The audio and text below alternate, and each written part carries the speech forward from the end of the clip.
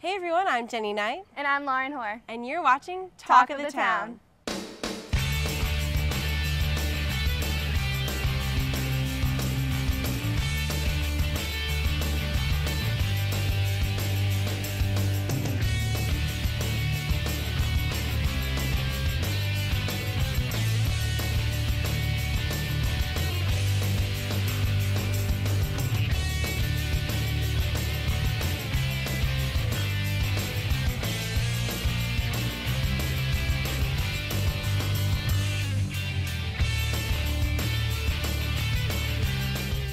Thanks for watching this episode of Talk of the Town, your on-campus source for entertainment news. We hope everyone had a great spring break and you're going to finish off the next 6 weeks strong. First, Daniel Shelley has his interview with Whitney Thompson of America's Next Top Model with Campus Spotlight. And then we're going to have some St. Patrick's Day fashion with Janelle and Jessica. For this week's Campus Spotlight, I talked to America's Next Top Model winner Whitney Thompson about having a healthy body image as a part of Carolina Beautiful Week. America's Next Top Model is...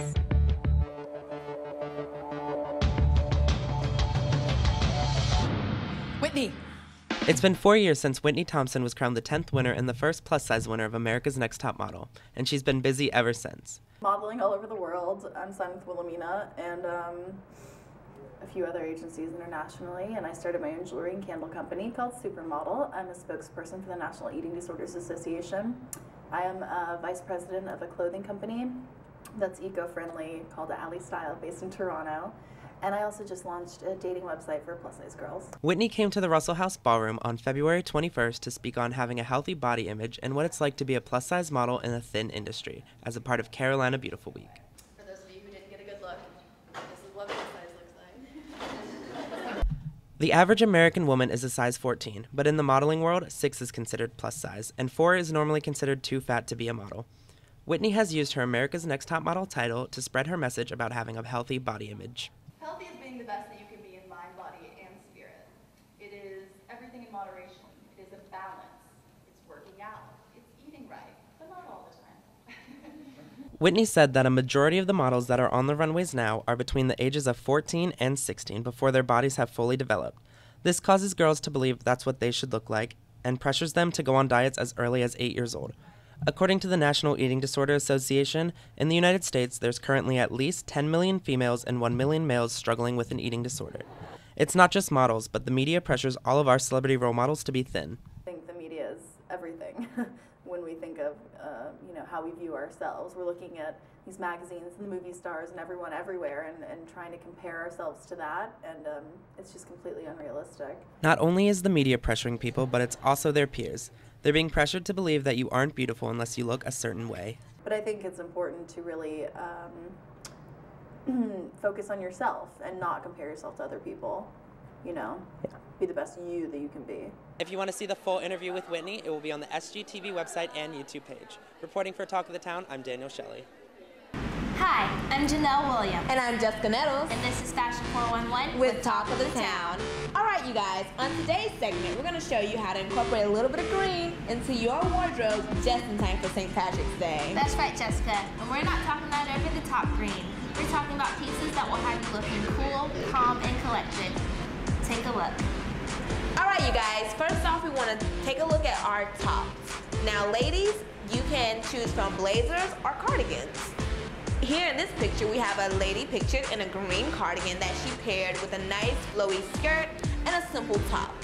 Fellas, what about those cardigans? Now, you don't want to be dull and thrown out like we said, so just boost your green cardigan up with a nice white tee and some jeans, or you can go a little above that and choose a bow tie to pair with your cardigan and jeans. Another way you can wear green this St. Patrick's Day is to wear a dress, of course. Now this dress is short and it has 3/4 length sleeves, and it might be a little bit too formal to wear on campus, but if you're going out for St. Patrick's Day, this just might be the dress for you. Now the next example of dresses for St. Patrick's Day is a 2-for-1. The dress on the left is a green dress that looks like a coat, which might be a little too risky for some people, but if you're into the haute couture thing, by all means try it out. The dress on the right is a J. Crew paisley dress, which again, too formal for campus, but if you're going out to dinner for St. Patrick's Day, this might be the dress for you. How about this nice green skirt right here that our model is wearing with the bow on top? It's very nice, and she pairs it with a striped top so that it's just not plain and simple. What about those nails? Gotta keep your nails done. Me personally, I am a lover of polishes. SC has a new polish out called Navigate Her that is just for St. Patrick's Day. Mean and green. And don't forget about OPI nail lacquer. It's the best. Don't forget your polishes, ladies. Try them both out. Now, green pants is not just for women. Men are rocking the green pants as well. As you can see in our male model, he's wearing a light green pant with a cream colored blouse. Now, you want to do neutrals. It is so important to wear a neutral color when you're wearing green pants because any other color will distract. The next model is wearing a leopard print top with green pants, nude heels, and a nude bag. I am in love with leopard print, so anything that involves leopard print and color, I am in. Guys, let's take a look at our feet. What we want to wear and what we can't wear to incorporate a little bit of green on our St. Patrick's Day just so you don't get pinched. Now, these Tory Burch ballet flats are perfect for the ladies. You can pair that with just about anything, neutral or even bold. How about Sperry's? Sperry's always had a great line of boat shoes, and when they add a little bit of color to their boat shoes, you get a nice combination of blue and green. Voila! So you can also incorporate those. As you know, Sperry's is an everyday shoe, so you won't feel out of place. As you can see, there are many ways to wear green for St. Patrick's Day. But whichever way you choose, make sure you stay gorgeous. Coming up, we have more Campus Spotlight, Man on the Street, and music.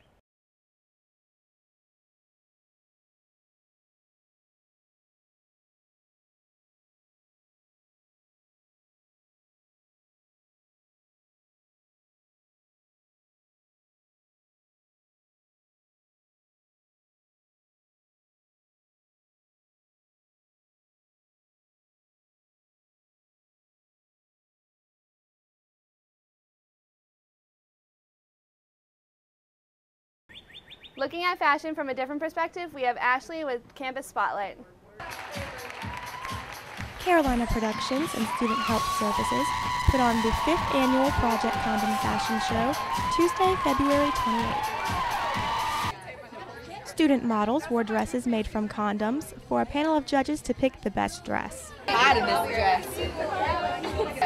The special judge and guest speaker was Mondo Guerra, who was a contestant on the Project Runway television show. Mondo spoke on overcoming shame and being open and honest with his experience with HIV. The truth really did set me free. When you can remain true to yourself and honest with others, it is a unique freedom. The winner of Project Condom was Alpha Phi Omega for a Michael Jackson-inspired dress. They definitely presented it really well, and I think it was probably the most wearable. Like, all of the judges were like, oh, I'd so wear that, and it was done really clean, really neat, but on top of that, how it was explained, I think was spectacular, and how they answered the interview question was really important because I think we all liked how they related it back to the Michael Jackson. Like, they really brought it back into their theme and how it's important to have protective sex and everything like that. So, Project Condom promotes sexual health and STD prevention in a fashionable way. With Talk of the Town for Campus Spotlight, I'm Ashley Holland. Well, Lauren and Sarah on Man on the Street talked to a few of USC's future celebrities and see what type of speech they would give if they won an award.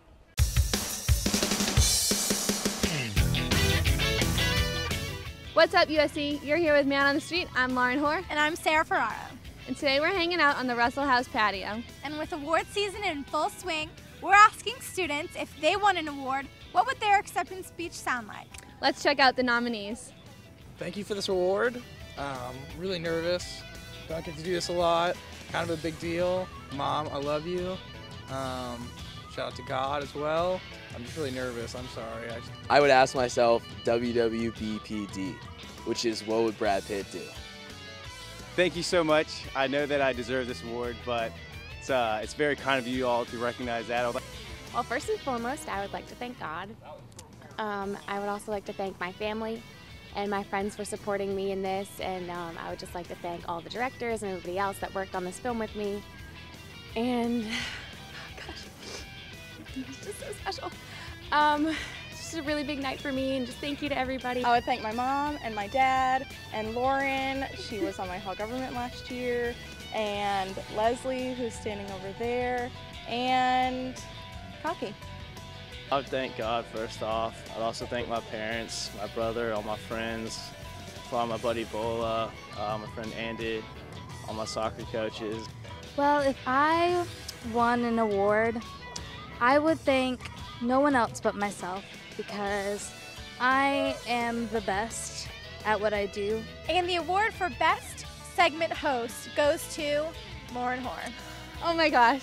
First of all, I would like to thank my mom and my dad and my sister Catherine, my other sister Emily, my dog Sunny, and my cat Sandy. But I guess I would thank my cat Sandy first because I had him first. I would thank my best friend Steph and my best friend Holly and Sammy and like all of my best friends. I just have so many I can't even name. We get it. You have a lot of people to thank, but I think we've given out enough awards for one night. Okay.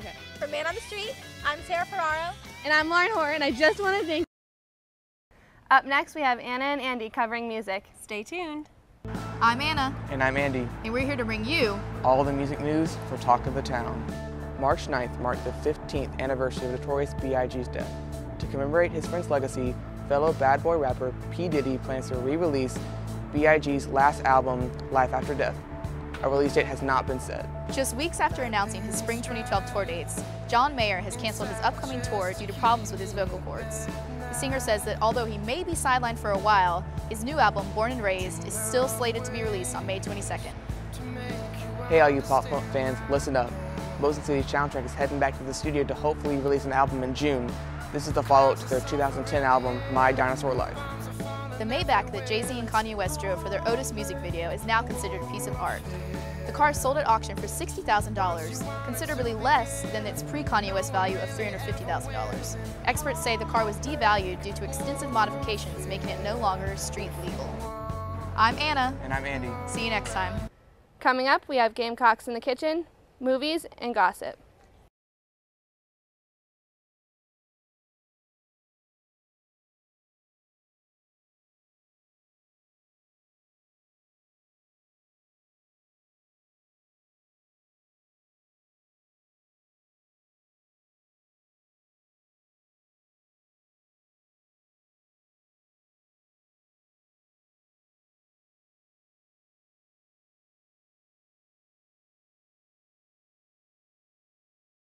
Well, Gina Mongol is cooking up some new recipes with Gamecocks in the Kitchen. And then we're going to see what kind of movies are coming to Russell House in the next few weeks. And then Daniel Bowen's got your celebrity gossip. The first dessert I'm going to make is banana Nutella ice cream. Now, wait a second before you get out of your seats and you're excited to hear about this because we're not using it in the ice cream machine. This is no machine whatsoever. All you need is a blender. Like my other ingredients that I use a blender with, you can use the same thing as a blender with bananas and Nutella. That's pretty much it. Now, the first thing I did is I sliced up the bananas and I put them in the freezer because I want them to be cold. So they're in the freezer right now. Let me get that out for you. You want to put them in the freezer for about 1 to 2 hours. They're nice and cold. They're going to be a little sticky to the plate, but that's perfectly fine. So this is going to be really, really, really fast and easy. All you need to do is just put your bananas in the blender. Get them off the plate real quick because they're going to stick. Oh, there we go. This is a semi-healthy, healthier than actual real ice cream, but it's going to be really good and nice and soft and smooth. So the first thing I'm going to do is I'm going to blend up the bananas real quick, and then I'm going to add our Nutella goodness. So let's see how this works.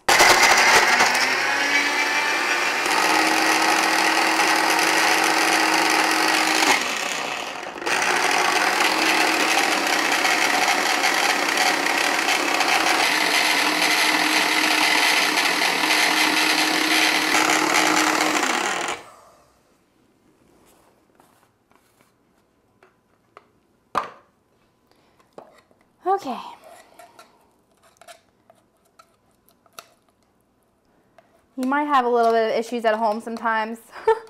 I promise you at the end of this, this is going to be great. Go ahead and give you a preview of what it looks like. Just like that. I mean, it smells good. It smells really good. Okay. Let's make it a little chopped up there. And now this would be a good time to add our Nutella. So let's do that. Now, if you don't want to use Nutella, if you don't like the chocolatey hazelnut amazingness, you can use peanut butter or spice it up a little bit and use something else that you're interested in. I'm just going to use 1 whole spoonful because I love Nutella that much. Again, there's no really specific measurements, just like the mozzarella capri sandwich that I made earlier. I didn't use any measurements in it. I did it for my preference of taste. So that's exactly what you can do with yours. And I'm going to use a little bit more Nutella. Now, if you want to make it a little bit healthier and not add Nutella or peanut butter, why not use cocoa powder to give it kind of a chocolatey taste to it? Okay, let's see how this works. Stir it up a little bit. Let's get this started because we are excited to eat our yummy dessert. Okay.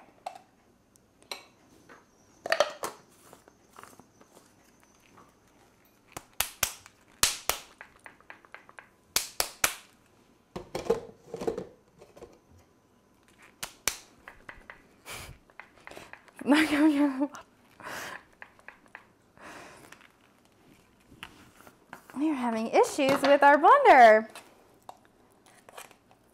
Okay. Okay, we just need really one more big blend.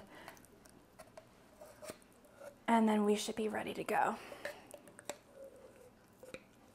Okay, this looks good. Let's do this. Here we go. All right, let's try this.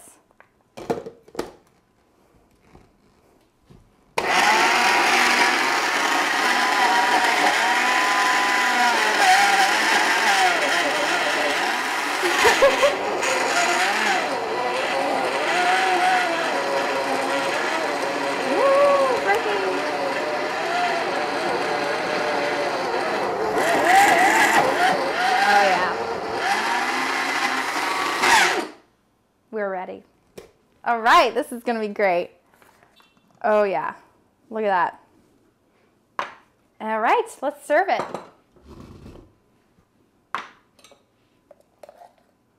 That's what it looks like. How cool is that?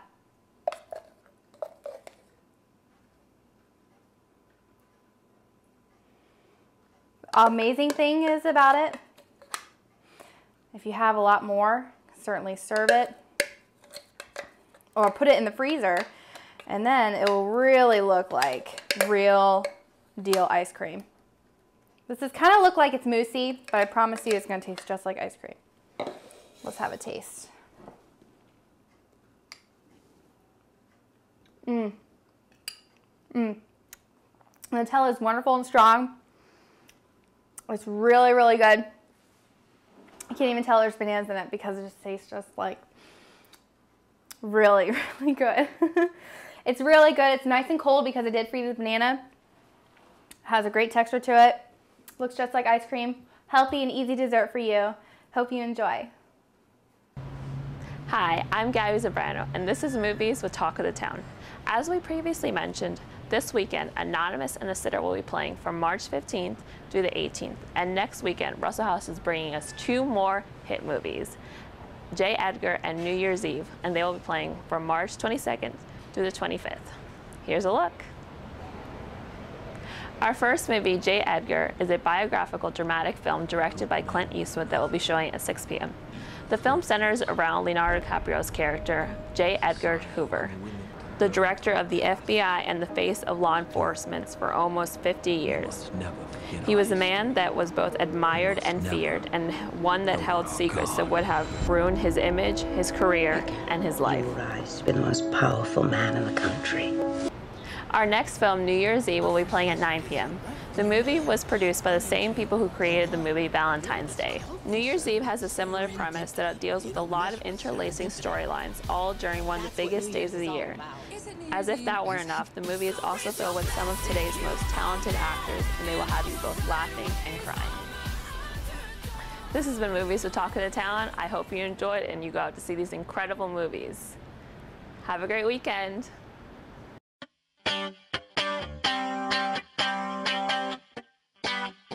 Hey guys, I'm Daniel Bowen, back with a post-spring break celebrity update. Now, I don't know about you, but I spent the majority of my spring break watching mindless reality TV. So that's why this week we're checking our brains at the door and checking in with some of our favorite reality stars, like Kim Kardashian and Paris Hilton. Now, Mad Men actor Jon Hamm recently made a stir when he referred to the two of them as idiots in a recent interview, which prompted Kim to tweet a very classy response on Twitter, though Paris has yet to say anything, for she's probably just glad people are still talking about her at all. And someone who revealed that they are in fact not an idiot was former Girl Next Door Kendra Wilkinson, who admitted in an interview that she is well aware that her 15 minutes of fame are finally over. And someone whose 15 minutes seems to be going by painfully slow is Snooki. Now, after furiously denying all of those pregnancy rumors a few weeks ago, she suddenly said, "LOL, just kidding," and admitted that she does in fact have a little meatball in the oven. And in other pregnancy-related news, Jessica Simpson refuses to have this baby. And you know what? I don't blame her, for ever since she got pregnant what seems like 3 years ago, she's gotten more publicity in magazine covers than she has in a while. So yeah, Jessica, if I were you, I'd keep that thing in there for as long as possible. Well, while we all wait for Jessica to finally have this baby, go check me out on Twitter under Daniel Gossip, and as always, keep a lookout for more Talk of the Town for more celebrity gossip. That about does it for this episode of Talk of the Town. We hope everyone has a great St. Patrick's Day, and stay tuned and we'll see you in 2 weeks.